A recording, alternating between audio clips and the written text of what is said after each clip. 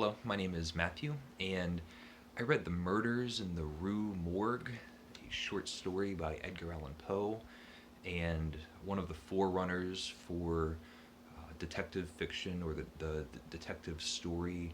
Um, Edgar Allan Poe has created this character, Monsieur Dupin. This is set in France and Paris, and Dupin is in a lot of ways the prototype Sherlock Holmes. There are similarities that are impossible to ignore. They both are super smart, they're both eccentric, they are using their deductive powers. Dupin, in the Poe story, his ability to reason and work out a problem doesn't just border on the supernatural the way that Sherlock's abilities can sometimes edge towards. Instead, depends, or either his ability to make deductions either feel unbelievable or have fully plunged into the supernatural. He has superpowers when it comes to figuring out problems and using reason and deductive skills. I have several issues with this short story. The first is surprising. It always surprises me.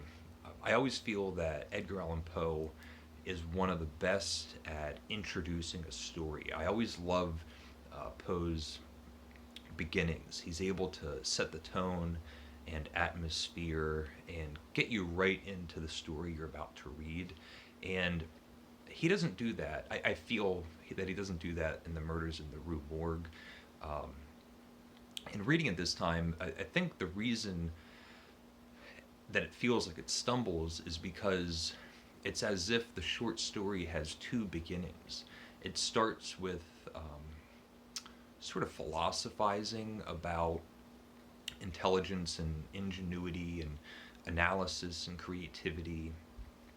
And we're given this analogy of chess playing, and then that's compared to card playing. And after that, we then get introduced to Monsieur Dupin and his friend.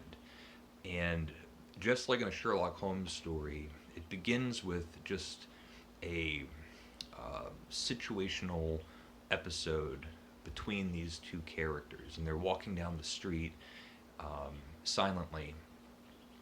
And Dupin answers, just blurts out, kind of agreeing with the friend.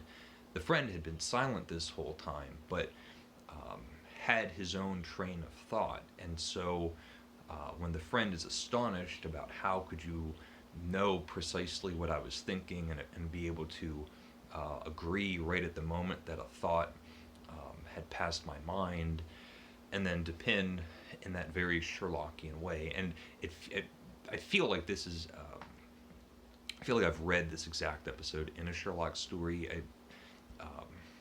I wish I could pin it down.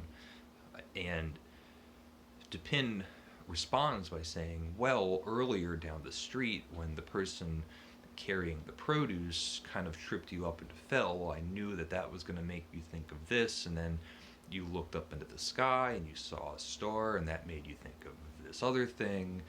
And of course, logically, I knew that you were thinking about this one thing right at this moment, and so I was able to respond.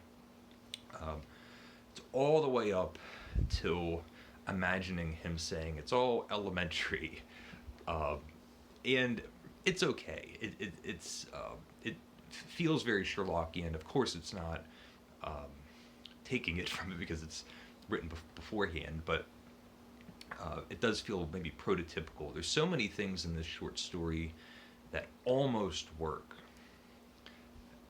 Maybe that's why I get so irritated or frustrated So then we have the story itself, and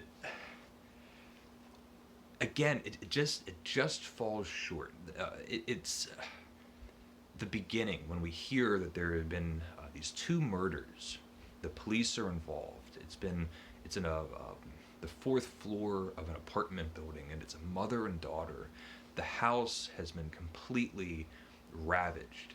The mother and daughter have both been savagely and brutally murdered. The daughter has been shoved up a chimney chute, um, feet first, so her head is still hanging down the chimney. The mother has had her head severed to the point when the police officers go to move the body, the head just rolls completely off.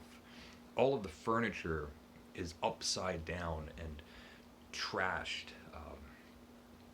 and all of these things. And then we get these witnesses, there's testimonies, because while the murder was happening, there are people on the street that can hear their screams.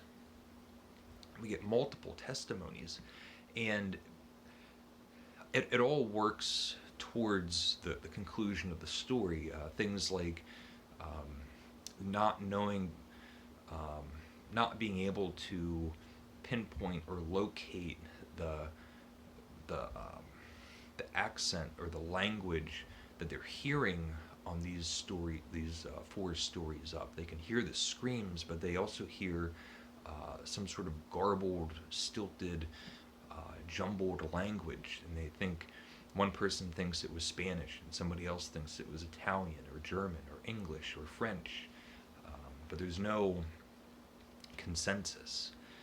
The apartment had been locked from the inside. There's no way to either enter or exit the apartment from the outside. The chimney flues are significantly too small to shimmy up or down, and the windows don't really go anywhere that you would think could be accessed. And the police are stumped. Monsieur Dupin, who's just sort of interested in the story, he tells his friend, maybe we could spend a few hours of pleasure looking into it. And they get permission to go into the apartment and walk around, and Dupin, with his own eyes, is able to look around and put together his own idea. And then they leave. And maybe it's the next day, the friend and Dupin sit down, and what we find out is that just as supernaturally as Dupin is reading the mind of his friend, he was able to take all of the evidence and facts that just baffled the police force. He was able to immediately understand what happened in this apartment. And it's unfortunate. The conclusion, when we find out what actually transpired in this apartment, is so outlandish, so improbable, basically impossible, and preposterous. It's getting very close to being stupid, just an idiotic, silly thing that happened in this apartment. I don't want to spoil it because if you haven't read it, it is the great fun of reading a detective story and getting to the reveal. I will say that it's not it doesn't completely come out of nowhere. Each time I read the story, you realize like how inhuman and how savage and brutal the murder was, and it does have its own internal logic. The